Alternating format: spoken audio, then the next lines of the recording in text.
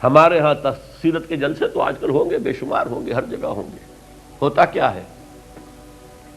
آپ کی عظمت بیان ہو رہی ہے، آپ کی کالی کملی کا تذکرہ ہو رہا ہے، آپ کی سرمئی آنکھوں کا حسن بیان کیا جا رہا ہے، آپ کی زلفوں کی یہ ہے، یہ تو نہیں ہے، اس میں کوئی شک نہیں. تمام انبیاء اور رسول کو جو کمالات عطا ہوئے، محمد کو وہ سب عطا ہوئے صلی اللہ علیہ وسلم. اس نے یوسف دم عیسیٰ ید بیضا داری، آنچ خوبہ ہمدارن تو تنہا داری. لیکن حضور فرماتے ہیں تمام نبیوں اور رسولوں نے جو تکالیف برداشت کی، میں نے وہ سب کی سب برداشت کی. یہ کوئی بیان کرتا ہے؟ کیسے بیان کرے؟ اس سے تو کچھ سبق ملتا ہے کہ کچھ تو تم بھی کرو بھائی. یہ کہاں عاشق رسول بنے پھر رہے ہو؟ کہاں عید میلاد النبی بنا رہے ہو؟ زمین و آسمان کے کلابے اللہ سے بھی اوپر کر رہے ہو راتوں کے اندر. یہ نہیں ہے محمد سے نسبت اور تعلق کا معاملہ. اب آپ دیکھیے، جو اب واقعاتی انداز میں تو جانے کا وقت ہے نہیں نا، لیکن ایک بات آپ کو بتا دوں، دشمنوں نے اقرار کیا ہے کہ تاریخ انسانی کا عظیم ترین انقلاب محمد نے برپا کیا صلی اللہ علیہ وسلم. M N Roy of India, member of Communist International, اس نے 1920 میں تقریر کی لاہور میں، بریڈلا ہال میں، دی ہسٹوریکل رول آف اسلام. وہ کتاب اب بھی انڈیا میں چھپتی ہے. اس نے کہا تاریخ انسانی کا عظیم ترین انقلاب محمد نے برپا کیا صلی اللہ علیہ وسلم. اور اس نے کہا یہ ندی فتوحات نہیں تھیں، فتوحات تو سکندر نے بہت کر دی تھی، اٹیلا نے بہت کر دی تھی، چنگیز نے بہت کر دی تھی. وہ بروٹ فورس تھی، وہ وحشی قوت تھی. اور محمد کی فتوحات اور ان کی امت کی فتوحات سے نئی تہذیب دنیا میں آئی، نئی روشنی دنیا میں آئی، نئے علوم ایجاد ہوئے، دنیا منور ہو گئی. بہت عمدہ کتاب ہے، ہسٹوریکل رول آف اسلام. 1980 کے قریب کتاب چھپی امریکہ میں، دی 100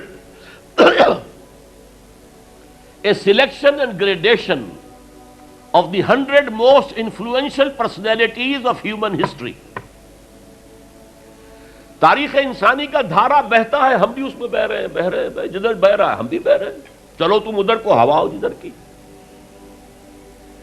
کچھ لوگ ایسے ہوتے ہیں کہ جو دھارے کا رخ بدلتے ہیں. بہنے والے تو سب ہیں، لیکن اس دھارے کے رخ کو بدلنے والا کوئی ہوتا ہے. تو ڈاکٹر مائیکل ہارٹ نے پہلے 100 آدمیوں کا انتخاب کر لیا جنہوں نے تاریخ کے دھارے کا رخ موڑا ہے. سلیکشن، پھر گریڈیشن. ان میں سب سے زیادہ جس نے موڑا ہے، جس سے سب سے زیادہ مؤثر ہوا، وہ کون؟ نمبر 1، پھر نمبر 2، پھر نمبر 3، 100 تک چلا گیا. نمبر 1 پر حضور کو لا رہا ہے. عیسائی ہے اور ابھی تک کوئی اطلاع نہیں ہے اس کے اسلام لے آنے کی. زندہ ہے، مینہٹن میں رہتا ہے. اس نے پھر اس کی وجہ بیان کی کہ naturally I own an explanation. Jesus کو جسے خدا مانتے ہیں اسے نمبر 3 پہ لے گیا، حضور کو نمبر 1 پر. اور جواب کیا دیتا ہے؟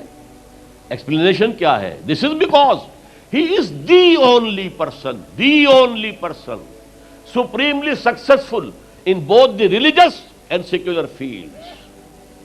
جتنے بڑے لوگ دنیا میں ہیں وہ یا ادھر اونچے ہیں تو ادھر کچھ نہیں، ادھر اونچے ہیں تو ادھر کچھ نہیں. بڑے حکمران، بڑے فاتح، اخلاقی اور دینی اور روحانی اعتبار سے 0 بلکہ مائنس. بڑے مذہب، اخلاقی تعلیمات، روحانی تعلیمات بہت اونچے، گوتم بدھ، حضرت مسیح، لیکن ریاست، حکومت، سیاست 0. ایک ہی شخص ہے، ایک شخص ہے. کتنی بڑی سچائی اس کے قلم سے نکلی ہے. دی only person supremely successful in both the religious and the secular fields. بہرحال یہ سمجھیے کہ تکمیل رسالت کا یہ مرحلہ ہے، یہ مظہر ہے۔ اگر حضور نے اس کو قائم کر کے نہ دکھایا ہوتا تو کہا جا سکتا تھا کہ ٹھیک ہے جی نظام تو بڑا اچھا ہی ہے، لیکن یہ انہونی بات ہے، بھلا کوئی بات ہے؟ سید القوم خادمہم، قوم کا سردار خادم ہوتا ہے، شاعری ہے یہ، اچھا شعر کہہ دیا ہے۔ لیکن محمد نے وہ نظام قائم کیا جہاں ابو بکر اور عمر خادم تھے، چٹائیوں پر بیٹھتے تھے، پیوند لگے ہوئے کپڑے پہنتے تھے، رات کو گشت کے دوران کسی عورت کے کراہنے کی آواز آئی ہے، پتہ کیا، معلوم ہوا کہ درد ذہن میں ہے اور کوئی اٹینڈ کرنے والا نہیں ہے، فوراً گھر گئے، اپنی بیوی کو لے کر آئے، فرسٹ لیڈی، اور اس نے مڈ وائف کا کام کیا ہے۔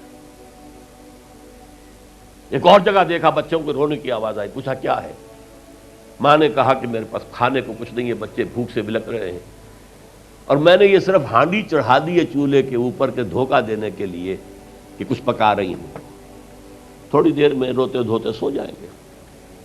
کانپ گئے بیت المال، وہاں سے ایک بوری آٹے کی لی، اپنے کندھے پر، غلام سے کہا میرے کندھے، اس نے کہا میں نہیں چلتا ہوں حضرت۔ نہیں، قیامت میں تم میرا بوجھ نہیں اٹھا سکو گے۔ اپنے کندھے پر بوری لگ کر گئے ہیں، وہاں جا کر کھانا پکوایا ہے۔ یہ سید القوم خادم ہوں، کبھی دیکھی تھی دنیا نے یہ بات؟ قائم کر کے دکھایا ہے، نوع انسانی پر حجت قائم کی ہے۔ مائیکل ہارٹ نمبر 1 پر لا رہا ہے، آپ غور کیجیے۔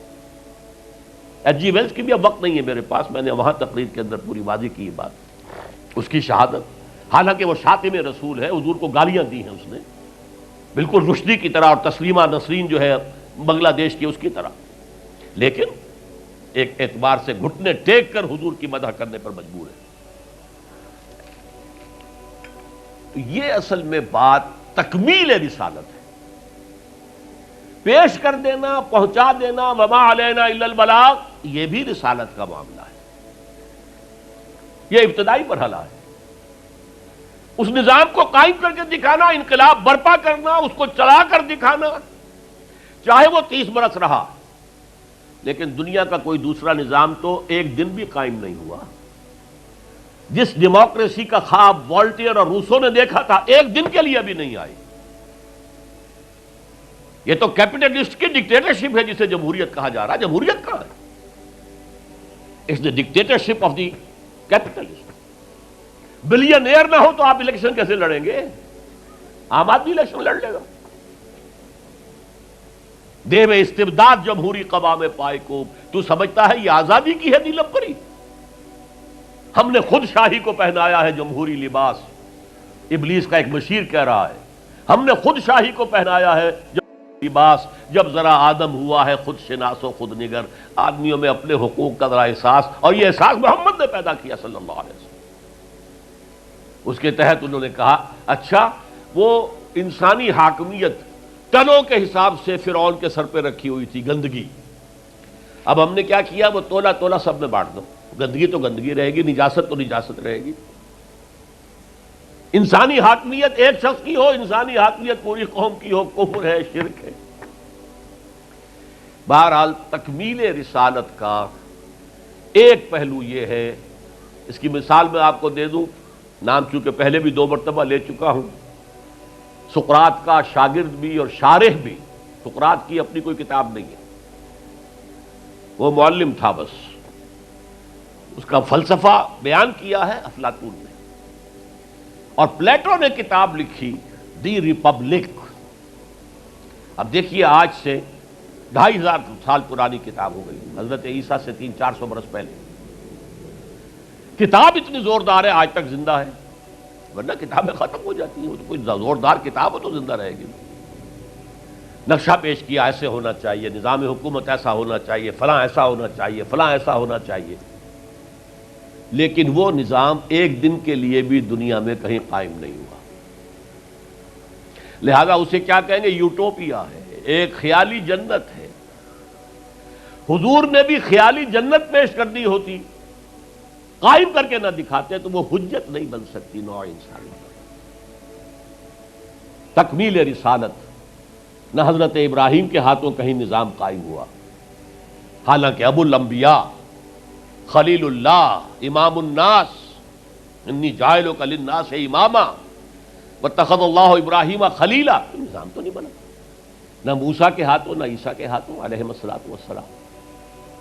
یہ صرف محمد الرسول اللہ صلی اللہ علیہ وسلم کا مقام ہے کہ آپ نے ایک عظیم انقلابی جد و جہد، میری کتاب لے کر پڑھ لیجئے اگر تقریریں نہ سنی ہو، تقریروں میں مختصر مفصل منہج انقلاب نبوی، اتنا عظیم کارنامہ، عظیم ترین انقلاب جو برپا کیا 23 برس کے اندر حضور نے، تو اس کے منہج کیا تھا، منہاج کیا تھا، طریقہ کار کیا تھا، اسے سمجھیے۔ منہج انقلاب نبوی میری کتاب ہے، 400 صفحے کی، سیرت کا انالیسس ہے، سیرت کا 6 steps of revolutionary process as deduced from the سیرہ of the prophet، اس کو فلسفہ سیرت کہیں گے ہم، تو پڑھیے اس کتاب۔